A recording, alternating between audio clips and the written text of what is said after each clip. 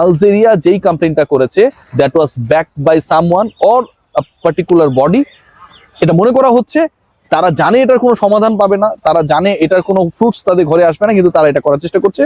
এটার পেছনে তাদেরকে প্রেশারাইজ করা হয়েছে ও ইন্সপায়ার করা হয়েছে যে তোমরা এটা করো যেন আর্জেন্টিনার কনসেন্ট্রেশনটা বা ফোকাসটা মেইন ফুটবল থেকে সরে যায়।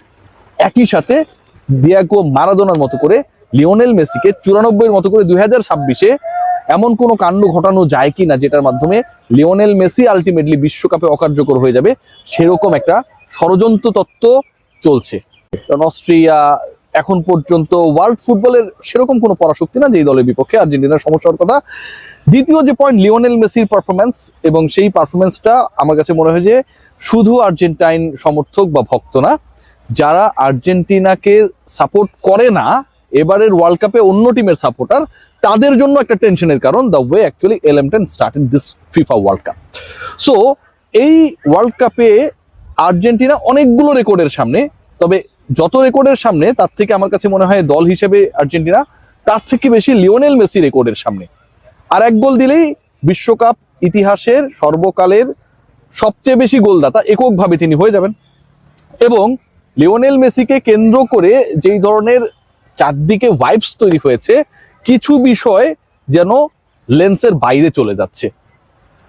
যতটুকু জানা যাচ্ছে ইন্টারন্যাশনাল মিডিয়া যদি আপনারা ফলো করেন, এখানটায় দুটা জিনিস নিয়ে ব্যাপক আলোচনা হচ্ছে। একটা হচ্ছে লাস্ট ম্যাচে আলজেরিয়ার সাথে আর্জেন্টিনা জিতেছে, 3-0 জিতেছে, লিওনেল মেসি 3 গোল করেছেন, 80 মিনিট পর্যন্ত খেলেছেন, তারপরে চলে গেছেন, প্রথম গোলের পরে কান্না করেছেন। এই ঘটনাগুলো ছাপিয়ে আলজেরিয়া আর্জেন্টিনার এগেনস্টে অথবা আর্জেন্টিনার ফেভারে অনেকের মতে রেফারির যে decision regarding the foul of Lionel Messi, কাপ মাসেলের সেই ফাউলটাকে কেন্দ্র করে অফিসিয়ালি ফিফার কাছে অভিযোগ দিয়েছে। ষড়যন্ত্রতন্ত্রের জায়গাটা কোথায় আমি আলোচনায় আসছি, নাম্বার 1। নাম্বার 2, যেটা মনে করা হচ্ছে অনেকের মতে, এটার কোনো বাস্তবিক ভিত্তি নেই, এরকম কোনো এভিডেন্স নেই, বাট অনেকেই বিশ্বাস করে, মনে করে আর্জেন্টিনা কোনোভাবেই যতই ক্যাপাবল হোক না কেন, লিওনেল মেসি যতই, এবং লিওনেল মেসির সাথে যেই দলটা খেলছে, যারা আলটিমেটলি লিওনেল মেসির সোর্স হিসেবে, শক্তি হিসেবে কাজ করছে, তারা যতই ক্যাপাবল হোক না কেন, তাদের ইউএস এর মাটিতে যেহেতু এবারের ওয়ার্ল্ড কাপটা হচ্ছে, অসম্ভব ভালো করলেও চ্যাম্পিয়ন হওয়ার সুযোগ নেই। এবং মেসিকে নিষিদ্ধ করার জন্য নাকি কিছু ইনসাইড স্টোরিজ ডেভেলপ হচ্ছে। কি সেটা? আলজেরিয়া আলটিমেটলি ফিফার কাছে নালিশ করে কোনো রেজাল্ট পাবে না। এবং এটা আপনি আমি বাংলাদেশে আমরা যারা থাকি, বাংলাদেশের ফুটবল নিয়ে বা বাংলাদেশে থাকি ওয়ার্ল্ড ফুটবল নিয়ে আমরা যতটুকু আলোচনা করি, খবর রাখি, তার থেকে নিশ্চয়ই যেই দলটা আর্জেন্টিনার বিপক্ষে এই নালিশটা করেছে আলজেরিয়া, তারা আরো ভালো রাখে, কারণ তারা তো বিশ্বকাপ খেলছে, তারা অনেক এগিয়ে। সেই দল যখন ফিফার কাছে এই নালিশ করে এবং অফিসিয়ালি ফিফা মেসির এগেনস্টে কোনো অ্যাকশনে যাবে না, রেফারির এগেনস্টে কোনো অ্যাকশনে যাবে না, আর্জেন্টিনা দল হিসেবে তাদের এগেনস্টে কোনো অ্যাকশনে যাবে না, তাহলে এটা করাটা মানে কি? মনে করা হচ্ছে আর্জেন্টিনা এবং আর্জেন্টাইন সুপারস্টার লিওনেল মেসি যেন তাদের কনসেন্ট্রেশনের জায়গাটা থেকে কিছুটা হলেও সরে আসে।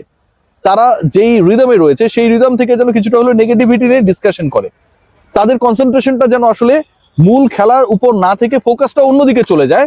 এটার কারণে আলজেরিয়া শুধুমাত্র তারা ডিসাইড করে এই কমপ্লেইনটা করেছে, ব্যাপারটা এরকমটা না, এটার পেছনে পুশব্যাক করা হয়েছে। কারা করেছে, কে করেছে সেটা নিয়ে কোনো আলোচনা নেই, বাট এরকম কিছু একটা হয়েছে বলে অনেকে মনে করে যে এটা আসলে নিছক আলজেরিয়ার ডিসিশন না।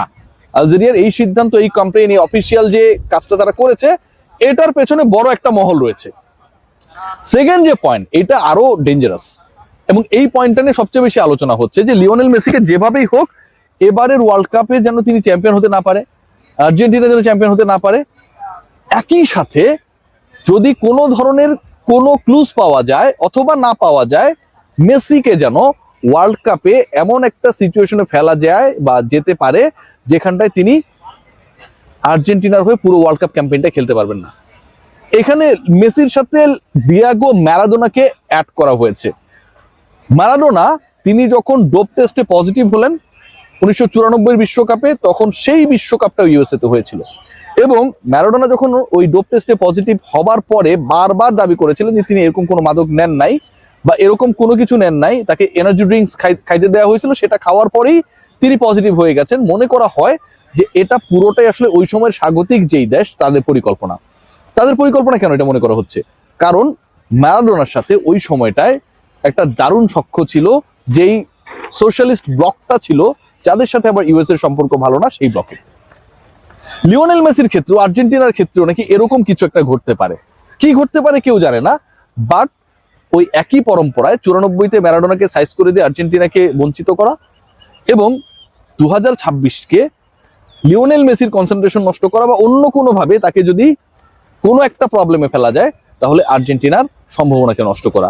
Let's see what happen. ষড়যন্ত্র তত্ত্ব সব জায়গায় রয়েছে, but end of the day it totally depends on the, আমার কাছে মনে হয়, ফুটবলীয় পারফরমেন্স। সেখানটায় আসলে কোনো দল যদি ভালো করে, আর সোশ্যাল মিডিয়ার এই যুগে আপনি যতই প্রোপাগান্ডা ছড়ান না কেন, যতই আপনি অন্য কোনো পরিকল্পনা করে মেসির মতো একজন সুপারস্টারকে, বর্তমান চ্যাম্পিয়ন আর্জেন্টিনার মতো একটা দলকে নিষিদ্ধ করার পরিকল্পনা করেন না কেন, সেটা আসলে টাফ টু ডু।